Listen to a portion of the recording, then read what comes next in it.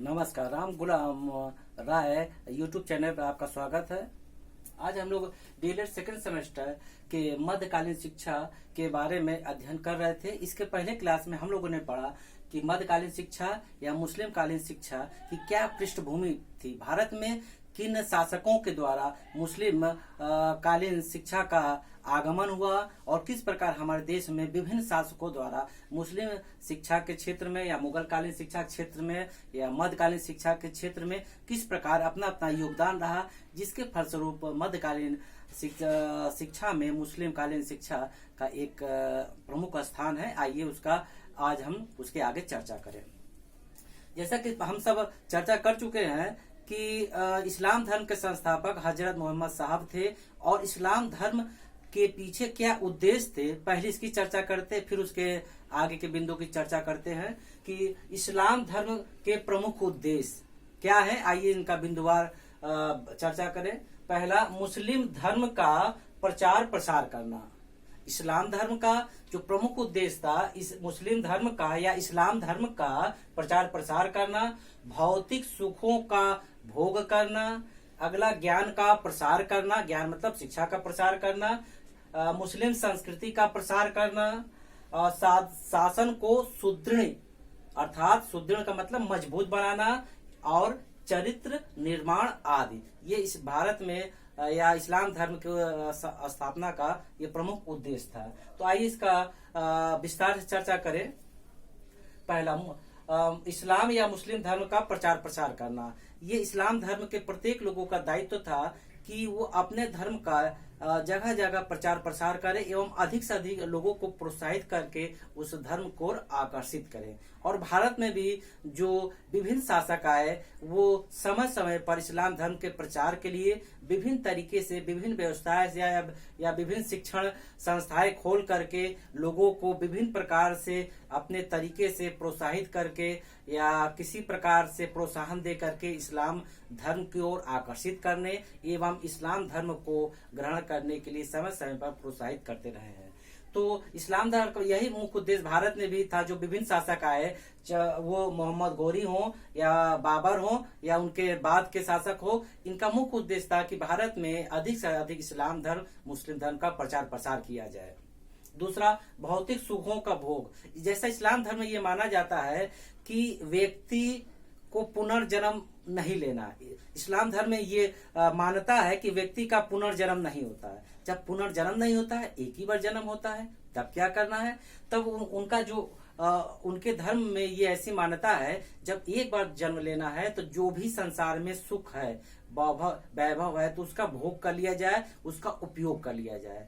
जैसा कि मुस्लिम संप्रदाय में या इस्लाम धर्म में ये माना जाता था कि अर्थ, काम आदि वैभव सुखों का उपयोग किया जाए, अधिक से अधिक किया जाए और जीवन में जितना अधिक हो इसका उपयोग किया जाए, सुख सुविधा को भोगा जाए। क्योंकि जब इस संसार में दोबारा नहीं आना है तो ऐसी व्यवस्था को जिया जाए या जीवन में सारे सुखों को भरपूर लिया जाए कि ये मानकर कि दोबारा इस संसार में नहीं आना है। जैसा कि इस्लाम धर्म में हम जानते हैं, कहा गया है कि पुनर्जन्म में उनका विश्वास नहीं है।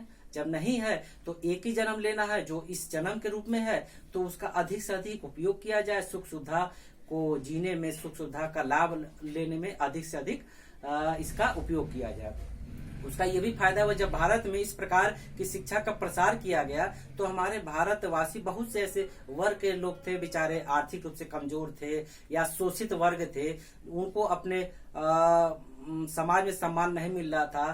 तो स्वाभाविक रूप था कि वो इस ओर आकर्षित होंगे कि जो उनका जीवन है, आगे का जीवन है, सुखमय बीते, किसी नए क्षेत्र में जाए, किसी नए संस्कृति को ग्रहण करे। और ये सारे चीज प्रसारित करने के बाद बहुत सारे हमारे भारतीय लोगों ने जो किसी कारण से आर्थिक रूप से कमजोर रहे या शोषित वर्ग रहे, वो किसी कारण से इस्लाम धर्म को ग्रहण करके उनके सुख सुविधाओं को भोगने के लिए बाध्य हुए। ज्ञान का प्रसार। जैसा कि हम जानते हैं कि किसी भी जानकारी को, किसी भी शिक्षा को देने के लिए एक ज्ञान की आवश्यकता होती है, शिक्षा के माध्यम की आवश्यकता होती है। ठीक उसी प्रकार भारत में जब मध्यकालीन काल में जो मुख्य रूप से 8 शताब्दी से लेके चर्चा कर चुके हैं, जो 18वीं शताब्दी तक हुआ, उनका मुख्य उद्देश्य था कि भारत में जो भी मुस्लिम या इस्लाम धर्म का प्रसार किया जाए, संस्कृति का प्रसार किया जाए, उसके लिए शिक्षा माध्यम चुना जाए। क्योंकि जब शिक्षा का माध्यम चुनेंगे तो हम अप्रत्यक्ष रूप से अपनी बातों को पहुंचाएंगे। अगर किसी से कहा जाए कि आइए हम अपने धर्म, कोई भी धर्म, क्योंकि सभी धर्म का सम्मान करना चाहिए, हर व्यक्ति चाहता है कि उसके धर्म के लोग अधिक हों, चाहे ईसाई धर्म या अन्य धर्म के लोग हो, तो वो जब सीधे कहेगा कि हमारे धर्म का चयन कीजिए, हमारे धर्म को ग्रहण कीजिए, तो शायद कोई नहीं आएगा। लेकिन जब शिक्षा के माध्यम से बुलाया जाएगा कि चलो शिक्षित करेंगे, चलो पढ़ाएंगे, तो वो लोग आएंगे और हमारे साथ ज्यादा समय बिताएंगे, तो बीच बीच में धीरे धीरे धीरे धीरे धीरे हम इस्लाम धर्म के बारे में या इस्लाम धर्म के सुख सुविधा के बारे में, संस्कृति के बारे में, सभ्यता के बारे में, व्यवहार के बारे में बताएंगे और उनको अपने धर्म की ओर आकर्षित करेंगे, अच्छी अच्छी बातों बता के, विशेषता बता के, विभिन्न प्रकार से प्रोत्साहन देके या प्रलोभन देकर के ऐसा काम करेंगे, जिससे वो जब आएगा और शिक्षा के माध्यम से, जो उस समय माध्यम था मदरसा मुख्य रूप से था, लोग आएंगे तो हम अपने धर्म का या अपने उद्देश्य की पूर्ति करने के लिए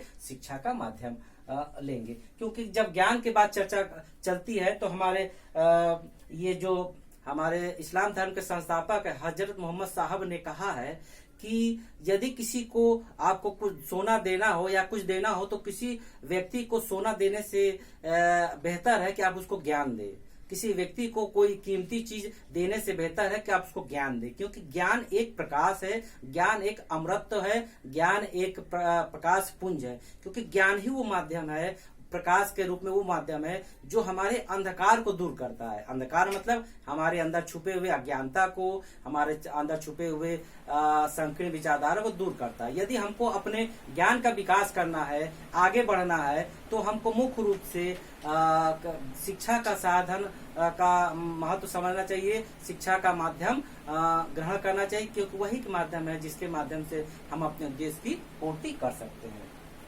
संस्कृति का प्रसार करना, जैसा कि जानते हैं, जब कोई विदेशी कहीं भी आता है, मान हमारे देश में मुस्लिम आए या कोई भी धर्म के लोग आए, तो अपने साथ विभिन्न प्रकार के व्यवहार लाते हैं। क्योंकि हर जात समुदाय की अपनी संस्कृति होती है, खान पान होता है, सभ्यता होता है, व्यवहार होता है, उसके अलग संस्कार होते हैं, पहनावा होते हैं, आदि होते हैं। वो जब भारत में आए तो उनके साथ विभिन्न प्रकार के, इस प्रकार के संस्कृति, उनके बाद विचार और इस प्रकार की सारी बातें आई। तो इस प्रकार जब भारत में किसी नए चीज का आगमन होता है तो हर व्यक्ति के अंदर उत्साह होता है कि क्या नया चीज है, कैसे है, क्या वो बेहतर है, इत्यादि बातें हैं। तो उसको वो सुनता है और अगर कुछ अच्छा भी लगता है तो हो सकता है उसको अपनाने का भी प्रयास करे, क्योंकि ये नई चीज है, हर कोई नई चीज की ओर आकर्षित होता है। ठीक उसी प्रकार भारत में भी मुस्लिम संस्कृति के बारे में जब नई थी तो वो लोगों को प्रोत्साहित की गई एवं बताने का प्रयास किया गया कि हमारी संस्कृति सबसे बेहतर है। अगला है शासन को सुदृढ़ करना। जब हम अपने संस्कृति के बारे में, जैसे इस समय ये चर्चा चल रहा है मध्यकालीन, मुगल कालीन या मुस्लिम कालीन, इस्लाम कालीन, मुगल कालीन समय में, जब हम अपने संस्कृति के बारे में, अपने धर्म के बारे में, अपने संस्कार के बारे में लोगों को बताएंगे और लोग जब उससे उसके प्रति सहानुभूति रखेंगे या अपनाएंगे तो एक प्रकार से वो हमारे पक्ष में काम करेंगे। जैसे कि यदि हम किसी संस्कृति या किसी सभ्यता का सम्मान करते हैं या किसी सभ्यता के प्रति सहानुभूति रखते हैं तो हम उसका खुल के विरोध नहीं कर पाते हैं। जब खुल के विरोध नहीं करेंगे तो शासन में विरोध करने की संख्या कम होगी एवं मुगल काल में शासकों को अपने धर्म के जानने वाले या अपने धर्म के विशेषज्ञ या अपने धर्म के ज्ञाता या अपने धर्म के प्रति सहानुभूति रखने वाले एक ऐसे बहुत बड़े वर्ग की प्राप्ति होगी जो उनके धर्म को विभिन्न प्रकार से आगे बढ़ाने के लिए प्रयास करेंगे एवं उनके राज्य में एक मजबूती लाएंगे, एक सुदृढ़ता लाएंगे। क्योंकि जब कोई साम्राज्य में उस धर्म के मानने वाले या सहानुभूति रखने वाले अधिक होते हैं तो उसके प्रति सम्मान का भाव रखते हैं। अगला है चरित्र निर्माण। चरित्र निर्माण के बारे में हजरत मोहम्मद साहब ने विशेष रूप से बल दिया कि ऐसे लोग, विशेषकर जब शिक्षा आरंभ की जाती है, बच्चों को मकतब और मदरसों में जब शिक्षा दी जाती है, जिसकी चर्चा हम आगे विस्तार से करेंगे, मकतब और मदरसों में शिक्षा दी जाती है, तो उन बच्चों को, उनकी आदतों को, उनके संस्कारों को इस प्रकार विकसित किया जाए, अच्छी आदत का संस्कार डाला जाए, नैतिक शिक्षा का के द्वारा उनको अच्छे नागरिक के गुण का विकास किया जाए, जिससे उसके अंदर मजबूती है। जब कोई व्यक्ति अंदर से मजबूत होता है, उनके अंदर चारित्रिक मजबूती होती है, तो वो अपने व्यक्तित्व में निखार करते हैं, मजबूती लाते हैं एवं उन्नति का एक मार्ग प्रशस्त करते हैं। क्यों? क्योंकि चरित्र जो है, जो आदत है, एक अपना अलग उसका व्यक्तित्व होता है। जैसे जैसे कहा जाता है कथनी करनी में एक रूपता होना।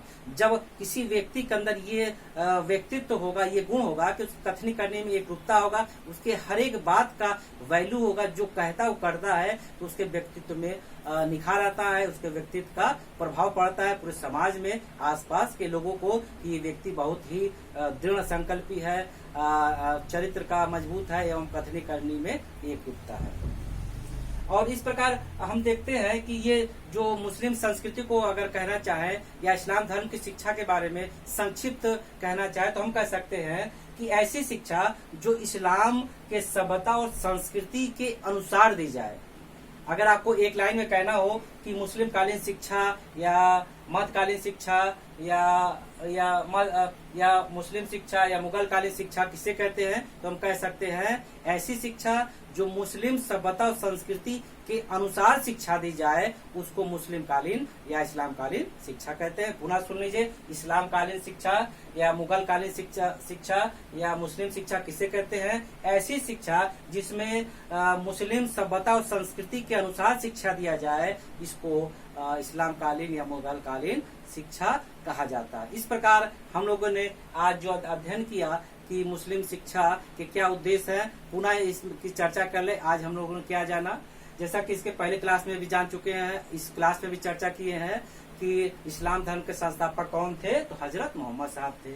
और इस्लाम धर्म के स्थापना के क्या प्रमुख उद्देश्य थे? इस्लाम धर्म का प्रचार प्रसार करना, भौतिक सुखों की प्राप्ति करना, भोगना, ज्ञान का प्रसार करना, इस्लाम संस्कृति का प्रसार करना, चरित्र निर्माण करना एवं मुस्लिम धर्म में पुनः जन्म को मान्यता नहीं दी गई, इसको नहीं माना गया, इसलिए कि वो इस जीवन को अधिक से अधिक सुख भोगे, इस दृष्टि से इनको भौतिक सुखों के भोग के लिए प्रेरित किया जाता है। और मुस्लिम शिक्षा का यदि हम चर्चा करें, ऐसी शिक्षा जो मुस्लिम कालीन सभ्यता और संस्कृति के अनुसार दी जाए, उसको मुगल कालीन या मुस्लिम कालीन शिक्षा के कहते हैं। इस प्रकार आज हम लोगों ने जाना, और इसके आगे के अध्याय में हम लोग जानेंगे कि मुगल कालीन शिक्षा की क्या व्यवस्था थी, मुगल कालीन शिक्षा में किस प्रकार शिक्षा आरंभ होता था इत्यादि। नमस्कार।